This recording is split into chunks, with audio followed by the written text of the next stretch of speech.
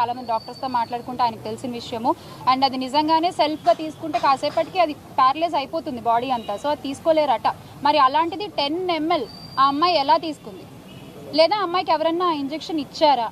ఇలాంటి అనుమానాలు అయితే నాకు లైక్ ఆ ఫ్యామిలీతో మాట్లాడిన తర్వాత నాకు కలుగుతున్నాయి. అసలు ఈ విషయం మీద పూర్తిగా ఆ అమ్మాయిని పరామర్శించాలని, వాళ్ళ కుటుంబాన్ని పరామర్శించాలని ఇవాళ మా ఎమ్మెల్సీ గారు, రాష్ట్ర మహిళా అధికార అధ్యక్షులు వరద కళ్యాణి గారు కానీ, అలాగే మార్గాని భరత్ గారు కానీ, ఎక్స్ఎంపీ అండ్ ఇక్కడ ఇన్ఛార్జ్, సో వాళ్ళు ఇనిషియేటివ్ తీసుకుని నేను కానీ ఇక్కడికి రావడం జరిగింది. ఒకసారి ఆ తల్లిదండ్రుల మొహాలు చూడండి. 12 ఏళ్ల తర్వాత ఒక పాప పుడితే, ఆ పాపకి ఇలా జరిగితే ఆ తల్లిదండ్రుల పరిస్థితి ఎలా ఉంటుంది? అసలు ఈ పెద్ద మనిషి ఆయన కళ్ళలో చూసి నేను మాట్లాడలేకపోతున్నాను నిజంగా.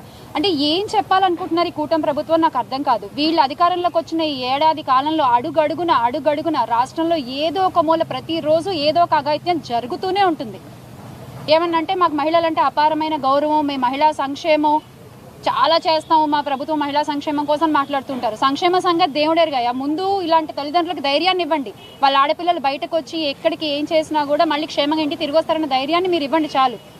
ఒక పెద్ద మనిషి ఏమో చెప్తున్నారు నిన్న మొన్న, మాకు సత్తా లేదు అందుకనే మేము మా నాయకులు ఏం చెప్తే అది చేస్తాము అని చెప్తున్నారు.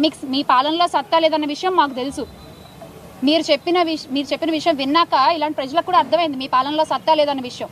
కానీ ఇలాంటి విషయాల్ని చంద్రబాబు నాయుడు గారి దృష్టికి తీసుకెళ్ళి, లేదా హోమ్ మినిస్టర్ మహిళా అధ్యక్షులు ఉన్నారు ఆవిడ దృష్టికి తీసుకెళ్ళి వాళ్ళని ఇక్కడికి తీసుకొచ్చి మీరు వీళ్ళతో మాట్లాడే సత్తా మీకు ఉంది కదా, అదైతే చేయగలరు కదా. కనీసం ఆపరణ చేశారా మీరు?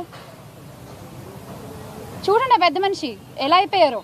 ఎవరు సమాధానం చెప్తారు? వాళ్ళ అమ్మగారు ఏమడుగుతున్నారు? మీరు న్యాయం చేయలేకపోతే, ప్రభుత్వం కనుక న్యాయం చేయలేకపోతే ఆ ఇంజక్షన్లు ఏవో మాకు కూడా ఇవ్వండి, 2 ఇంజక్షన్లు అని చెప్పి అడుగుతున్నారు. ఇదా ప్రజలకు మీరు ఇచ్చే ధైర్యం? గత ప్రభుత్వంలో జగన్మోహన్ రెడ్డి గారు మహిళల పట్ల ఎంత శ్రద్ధ చూపించారు, వాళ్ళ క్షేమం కోసం, వాళ్ళకి ధైర్యం కల్పించడం కోసం ఏ చట్టాలు తీసుకొచ్చారు, ఏ యాప్లు తీసుకొచ్చారు మనందరికీ తెలుసు. ఆయన రోడ్డు మీదకి వస్తే అరచేతిలో హారతులు ఇచ్చారు. ఈ రోజున మీరు రోడ్ల మీదకి వస్తే హాయి కూడా చెప్పరు ఎవరు.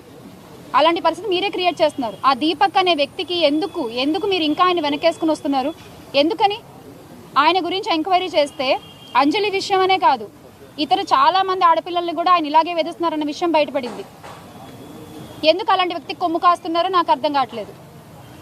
దయచేసి ఇప్పుడైనా సరే మీరు ఈ విషయాన్ని పట్టించుకుని ఈ తల్లిదండ్రులకి అండగా నిలబడతారని అనుకుంటున్నాము. అమ్మ, మేమైతే కళ్యాణి గారు చెప్పినట్టు, ఇందాక భరత్ గారు అన్నట్టు, వైఎస్ఆర్ కాంగ్రెస్ పార్టీ ఈ విషయంలో మీరు ఎలాంటి పోరాటానికి దిగినా మీకు అండగా నిలబడుతుందమ్మా. ఇది మాత్రం దయచేసి గుర్తుంచుకోండి. మీరు ధైర్యాన్ని కోల్పోవద్దు.